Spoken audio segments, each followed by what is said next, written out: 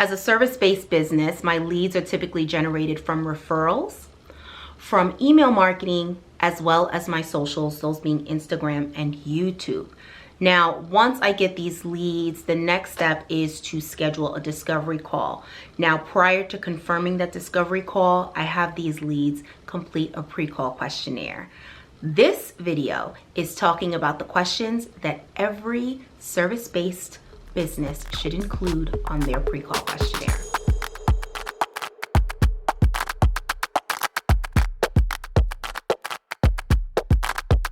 Add it up.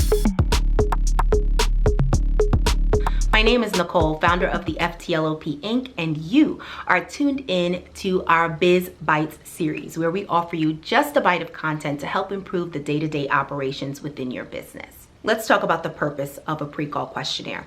For my business, I've set up pre-call questionnaires for two reasons. Number one, it allows me to cut down time and get into the meat of the conversation for my discovery call. My discovery calls last 15 minutes, and I literally set a timer from the beginning because I value my time and I value my clients' time. So in order to cut down on the time spent on that call and really get into the heart of the issues they're looking to solve and determine whether or not I could be a value add, I like to have all of the informal questions, if you will, or the superficial questions out of the way. The second reason why I have a pre-call questionnaire put in place for my sales funnel is because I want to be able to filter out any businesses that really may not be serious about investing time and money in their business. Now, does that mean if they complete a pre-call questionnaire or even attend the discovery call that they're 100% certain going to sign up with me? No, but it does help you kind of filter out some of those people that may not be as serious. When it comes to these questions, I start off with the really easy administrative questions first, okay? And I have 5 of them. The first one is going to be the full name, which is self-explanatory. We have our best contact number, and then we have our best contact method. Now, the best contact method, super important. Why? Because you want to make sure that you are in contact. If this lead now converts to an actual client, you want to make sure that you are using the best contact method for them, and you already have that on file prior to even closing them, right? So you have text, you have email, you have phone. Depending on the person, let them choose what's best for them. The next thing that is super important is time zone. Guys, you want to make sure the time zone is filled out, because when it comes to scheduling calls, you want to make sure you're scheduling it with respect to their time zone. If you have someone that's on the West Coast or in California, let's say, to be more specific, right? You don't want to schedule a 9 a.m. call if you are on the East Coast, because that's going to be a lot earlier for them and that might not work for them, right? So if you know their time zone, you can be respective of that prior to setting up calls. And the accompanying question for that is the best times to meet.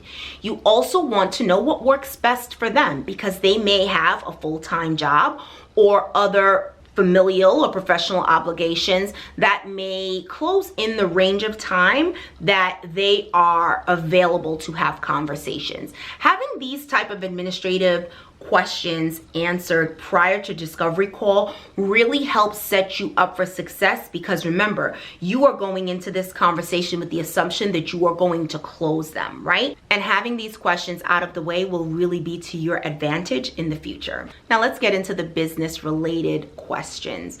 The first one I have is your number of employees. Now the reason why I ask this question is because if you are a one woman or one man show, right?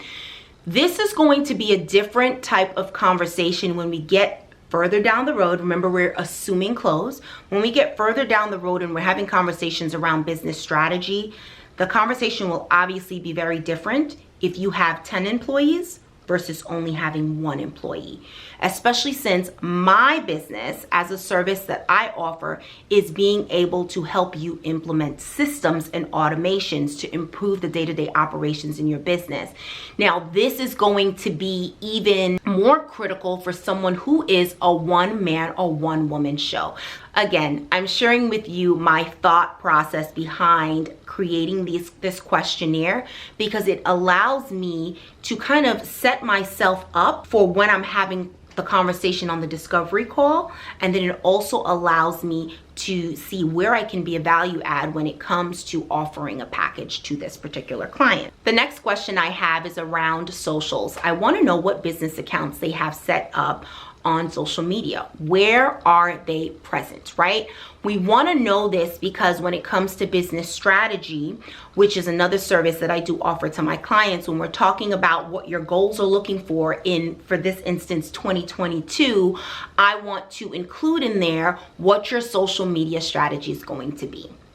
So it's really important for me to know currently what social media platforms are you engaging on for your business. The next two questions are radio button questions. It's a yes or no answer. I'm not looking for details or excuses as to why or why not, or the details of the plans or strategies, but I do ask them if they have a business plan and also if they have a current strategy in place. Now, business plan is typically what's created from conception of business, right? Here's what my plan is for the business down the road.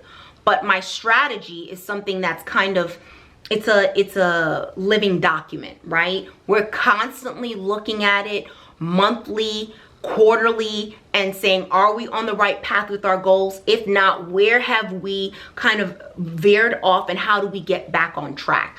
So I like to know whether or not they have a business strategy and business plan in place.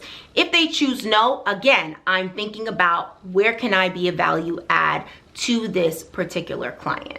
The next question is your business registered? This question, again, is just trying to help me gauge how far along you are in your business.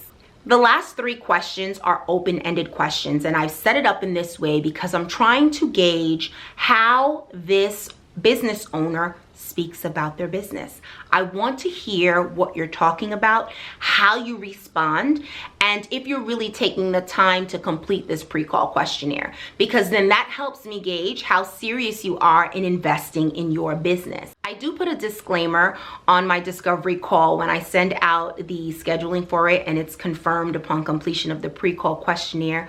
I do let the lead know that I do not have my discovery calls put in place for them to kind of pick my brain or get free information. That's really not what it's about. All the free information that I give is here on YouTube. I give a plethora of information for free.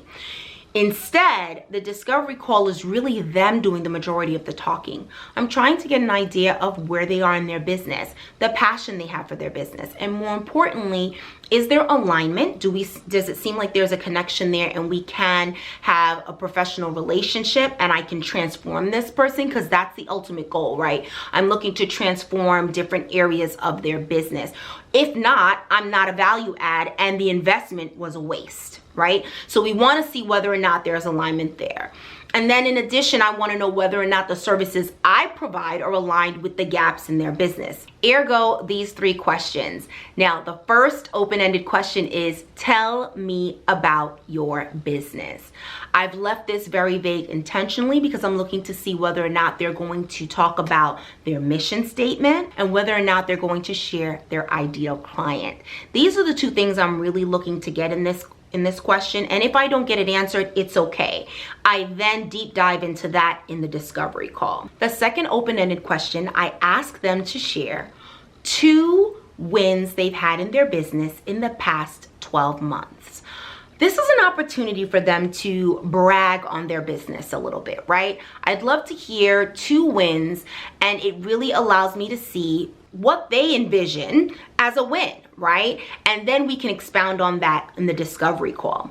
The last open-ended question I ask is share 2 challenges you are currently experiencing in your business. Now, the reason why I ask this question is because I want to find the pain point. What is it that you feel or you as an owner see as a current obstacle in your business? This is so important because it allows me to see whether or not the services that I provide can help resolve that. Now, we appreciate you for staying with us until the end. Make sure you like, comment, and subscribe. Go ahead and follow us on TikTok, Instagram, Twitter, Pinterest, and Facebook. And lastly, make sure you sign up for our email list. Our email list link is below. We have a monthly newsletter that we'll be releasing for the first time next week, which I'm super excited about. And again, as I mentioned, that will be going out monthly. If you're interested in signing up for a one-on-one session with myself, where we will be able to set you up for success for 2022, this is the perfect time for you to start building up your goals for 2022. Make sure you click on the one-on-one session link in the description box and you'll be able to get that as well. We appreciate you guys so much for watching. We'll see you next week.